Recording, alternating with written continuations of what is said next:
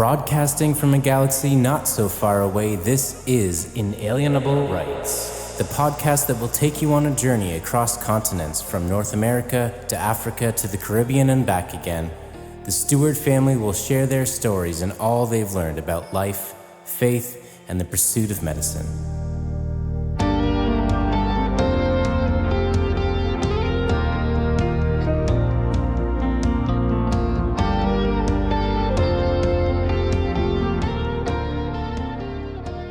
Fellow aliens, I'm Justin. And I'm Alyssa. And welcome to the Inalienable Rights Podcast, Episode 1. Officially Episode 1. We finally made it, and I say that, but this is the second time we've recorded, so that's also fun. Thanks for coming and listening. Yeah. And watching.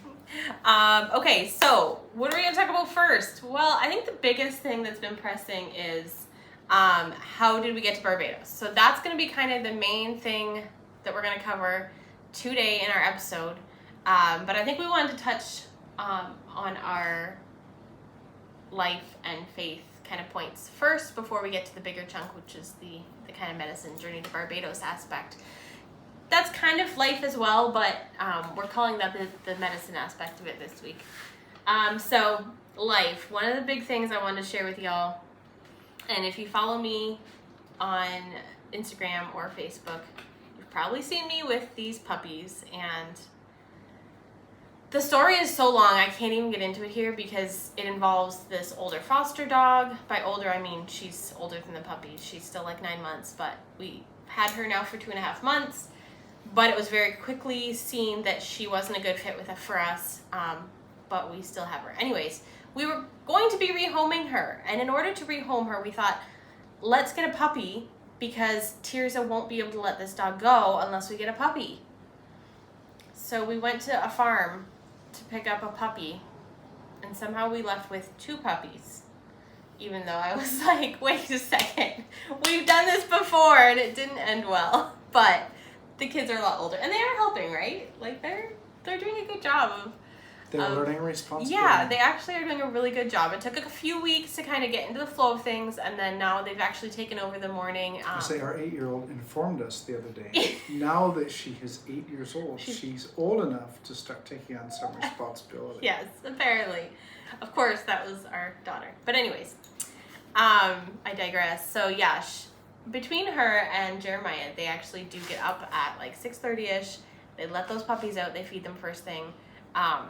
So they've been really good, but I mean, I couldn't help but shake my head that we somehow are in Barbados, about to leave for the island, or leave the island for the States again in 4 months, and we're apparently bringing 2 puppies home with us. So and 2 cats. And 2 cats, yeah. But we are the crazy animal family. We are very crazy. So that's a fun life fact. The puppies are very cute and busy, and they haven't really been that bad, so I can't complain too much. But anyhow, so that's life. That's life. One little thing I wanted to share on faith that has actually, I think, has been really good for us as a family. I've read my Bible many times over the years, and I've definitely read it through. I don't know how many times, I didn't keep track, but definitely read it through. She's super spiritual. I am not super spiritual. But one thing that I really liked was a number of years ago, we had a calendar that our church put out that actually had each day the Bible readings written on it that you could read, and through the Bible in a year. Yeah, through the Bible in a year, and it was great. So this year I actually found, and probably if you're listening, you probably already know about this. I don't know. I feel like I'm the last one of my group to know about it because now that I follow them on Instagram, I see all my friends have already followed them. Anyways, it's the Bible recap. So go look them up on Instagram, but basically they also have a book if you don't like to read the Bible on your phone or whatever. There's a book where you can see the write-up for the day or whatever. It's like a devotional kind of. Yeah, the recap. The recap. But if you have the YouVersion Bible app on your phone, go to Bible Plans, look up the Bible recap, and then it goes day by day, and you can start it at any time, and it will walk you through day 1, day 2, whatever. So you can start at any time of the year. But one thing I thought was fun is I've always done those things by myself, and so I thought it would be fun if our family did it together this time.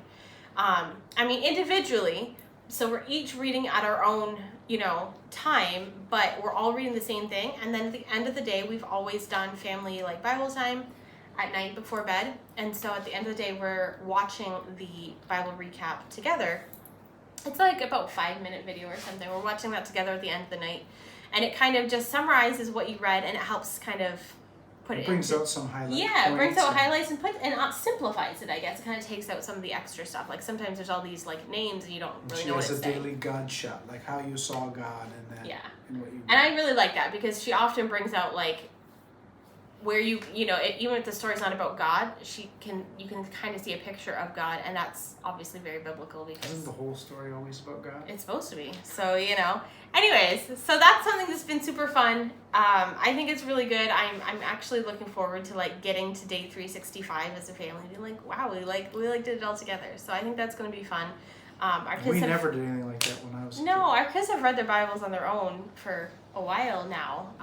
So it's not like we like sprung this on them, but it's just a way to kind of take that, what they were already doing, and like make it more organized. So now they know what to read every day instead of just, I'll read something. It's like, it's a nice systematic way to get get them involved. Get people to read the Word of God. Yeah, and it's super simple. Like it's like 3 chapters a day. So it's like, I think the average is like a 12-minute read or something. So, so yeah, feel free to start anytime if you want to start that too. Cool. I want to talk a little bit about our pursuit of medicine.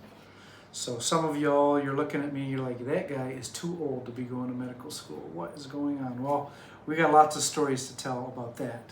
But first of all, I want to talk about how we ended up in Barbados. Like, it's one thing to be old and want to go to medical school, but it's a whole other thing to go to medical school in Barbados. And I've even had people try, well, why didn't you go in the United States? Well, the short version is, I did try to go to medical school in the United States. There was one school that I really wanted to go to. And I applied to that same school 3 times, only that school, 3 times. And I even did their master's program. I even got interviewed, and I was on their wait list. I really, really thought I was going to end up going to that school. But ultimately, they rejected me. So the 4th application cycle, I decided to apply very broadly all over the country, 26 schools in the U.S. and then 2 in the Caribbean, St. George's in Grenada and Ross University School of Medicine in Barbados.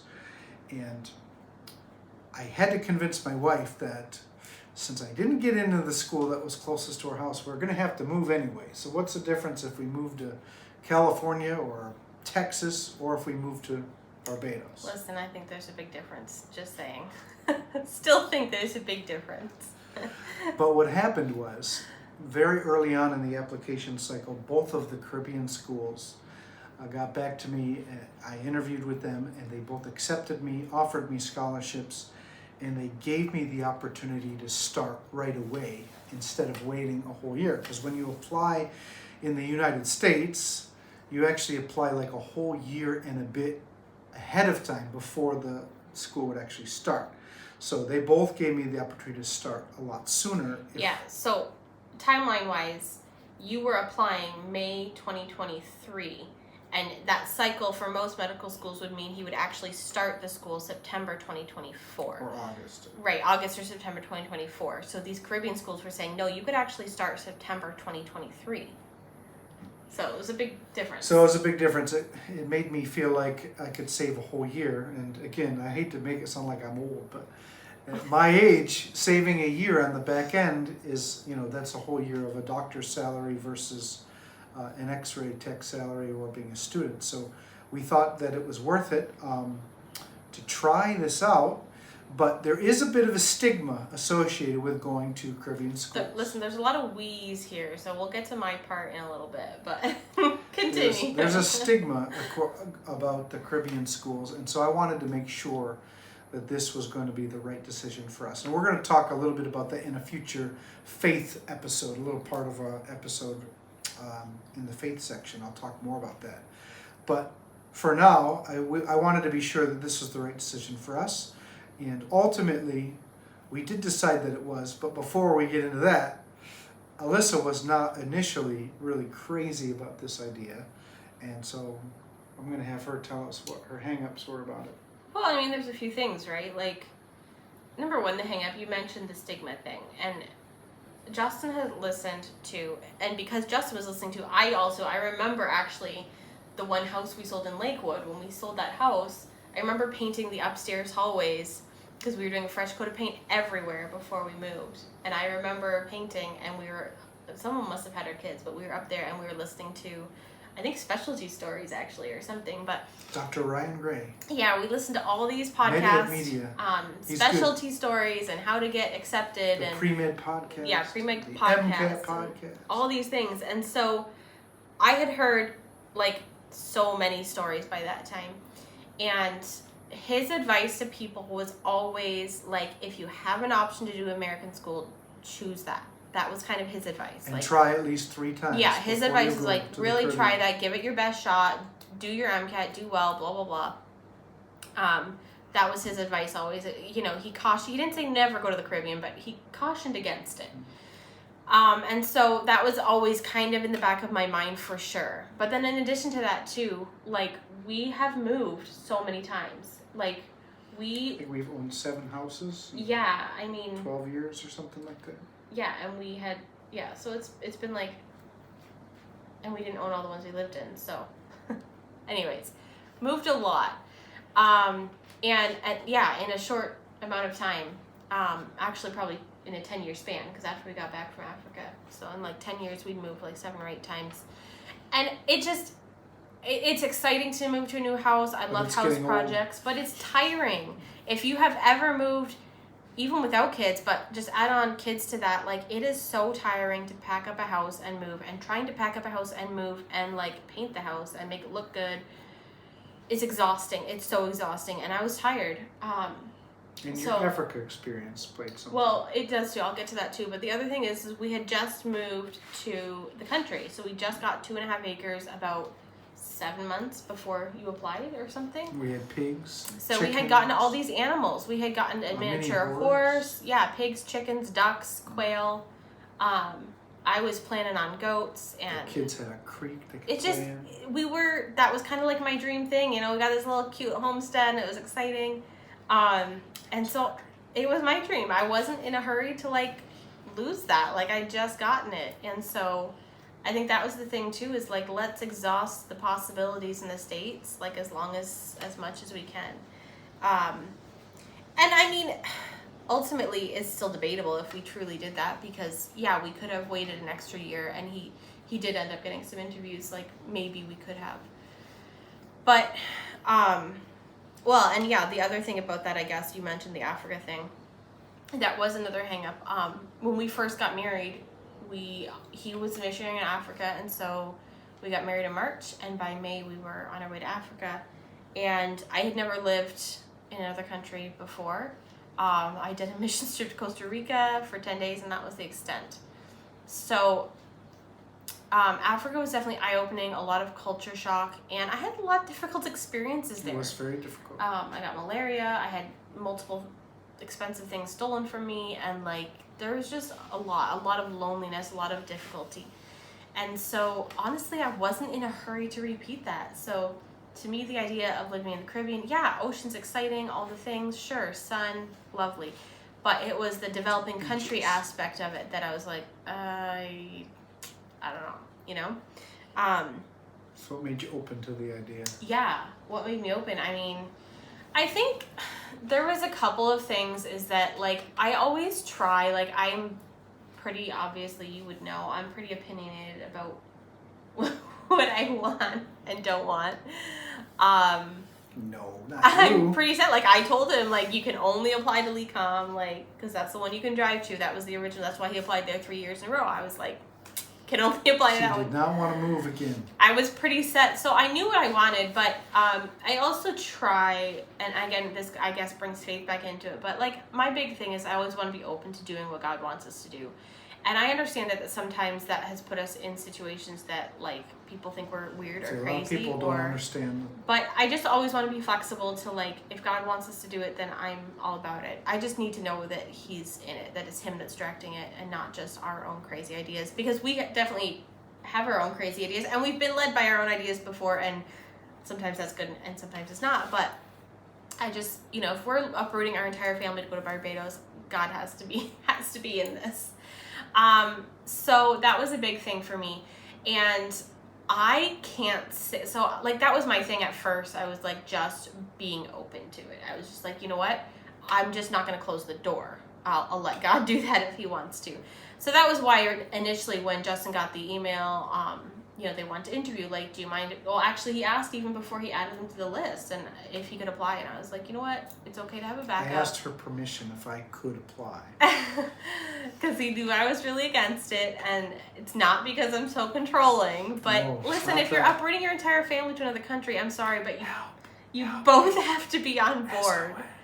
So, like, that was a thing, right? Is that, I was like, okay, you can do that. And then when he interviewed, I was like, okay. And then they said, oh, you could be eligible to start in September 2023 instead of 2024. Like, are you interested? And at first I'm like, no, not interested. And then I came around and was like, well, I don't want to be closed. Like, you can message them and just, get more information. I guess that would be fine. It's not going to hurt anything. It's not committing yet. That's fine. So I think that was my first thing, was just trying to be more open. I still, to this day, would say that I didn't, like, before coming to Barbados, I didn't, like, hear from God myself about coming. Like, I didn't hear clear, like, yeah, you got to go to Barbados. Like, I didn't necessarily hear that. I didn't feel against it. I didn't feel any warnings or cautions of, like, oh, no, we shouldn't go. But I also think I relied on what you kind of experienced. Were we supposed to talk about that in a different episode? Mm-hmm. Oh, so not supposed to talk about that in this episode. But it was a miracle that she was willing to come. So we'll talk by itself. We'll talk about more about that. But he came to me with his experience, which we'll talk about in another episode, in the next episode, I think. And I kind of relied on that. I think if he felt strongly that God was speaking to him, then I was like, okay. You know what? I don't feel any cautions against it. And also it was just, let's see what happens too, right? Because we also had to list our house. We had a number of things. Well, that's the next episode. Oh, that's the next episode too. So let me not spoil things. But in hindsight, we're just whetting your appetite. So the next time will need to come and hear the rest of the story. We did warn you guys. This is not, we have some main bullet points, but it's not scripted. So. But we can say this for now, is in hindsight, it was absolutely the right decision for us to come in 100%. So many ways. And we've seen God, like, and especially me personally, I've seen God confirm it so many times. And I'm sure we'll talk more about that. We will talk about all those things. But yeah, so that's essentially, in a nutshell, how we came to Barbados. And this is episode number 1 of the Inalienable Rights podcast. Thank you so much. If you listened today, we so appreciate you listening to our episode number 1. We hope you'll tune in again next week for episode number 2. And if you like what you hear and like what you see, click like and subscribe and follow us. We're all and also share podcasts. It. Like, if you think somebody's interested in that, in anything we have to say, or could be interested, share it. We would love that. And pictures of aliens. Send them our way. See y'all later.